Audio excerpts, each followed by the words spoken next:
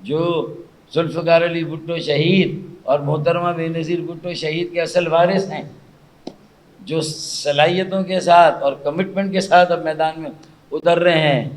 بیٹا خیر منانا پھر اس کے بعد، پھر جو تمہارا حشر ہوگا.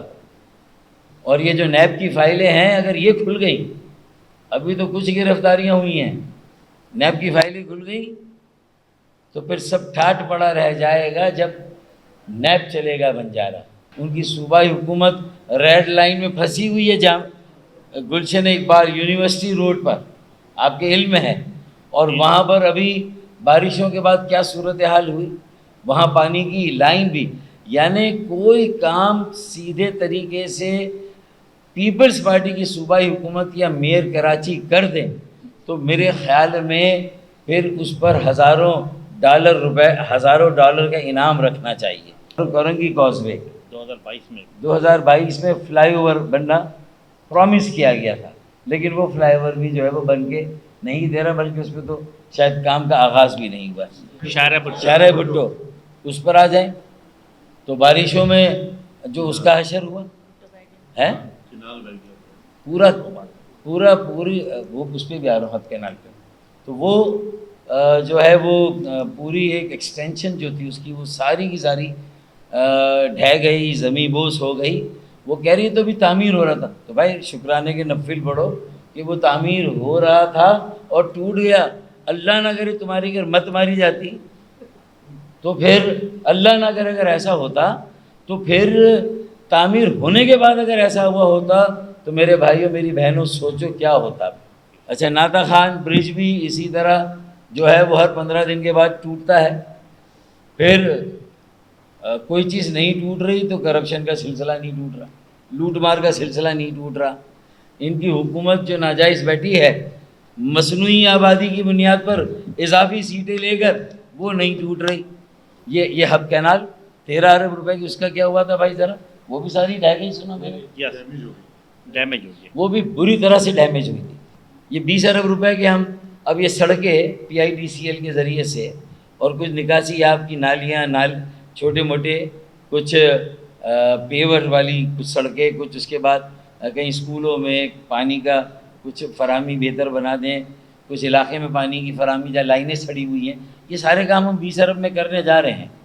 ہم شروع کر رہے ہیں کراچی میں اور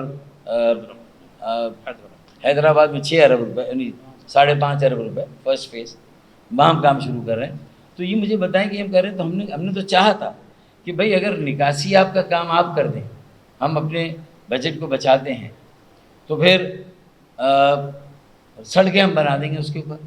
یعنی کتنا اچھا ہوگا، لوگوں پہ کتنا اچھا اس کا امپیکٹ جائے گا، تاثر. آپ دیکھیں کہ بھئی یہ دونوں پارٹیاں اتنی لڑتی ہیں، ایک دوسرے کے خلاف سخت بیانات بھی دیتی ہیں، لیکن کم سے کم ایک کام ہے جس پہ یہ ابھی بھی آفر ہے، ایک ہی پارٹی کا وزیر اعلیٰ اور اسی پارٹی کا میئر. تو یہ ایک ایسی سچویشن تھی جس کا یہ فائدہ اٹھاتے اور میئر کے ہر کام میں وزیر اعلیٰ ان کے ساتھ کھڑے ہو جاتے اور کہتے دیکھیں یہ فرق پڑا پیپلز پارٹی کا میئر آنے سے، یہ فرق پڑا کہ وزیر اعلیٰ ساتھ ہیں ان کے، اور ہر جگہ جیب میں پیسے لے کے گھوم رہا ہے وزیر اعلیٰ. جہاں پیسے کی ضرورت ایک گڈی نکالی وہاں دے دی، جدھر پیسے کی ضرورت دوسری گڈی نکالی وہاں دے دی. کچھ گڈیاں بچا کے رکھ لی کراچی کے لیے ادھر ادھر بھیجنے کی بجائے. تو یہ کام بہت آسانی سے ہو جاتا. 336 ارب روپے تو ان کے پاس ڈائریکٹ آئے تھے OCT، اور اس کے بعد جو ہے وہ ایک ADP کے 1000 ارب، اور باقی جو آتے رہے PSDP کے یا ان پروجیکٹس منصوبوں میں سے. تو یہ سارے پیسے پھر گئے کہاں؟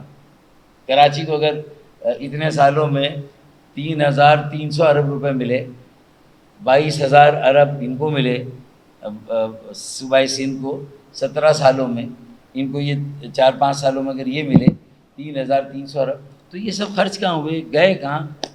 وہ اورنج لائن بنا دی.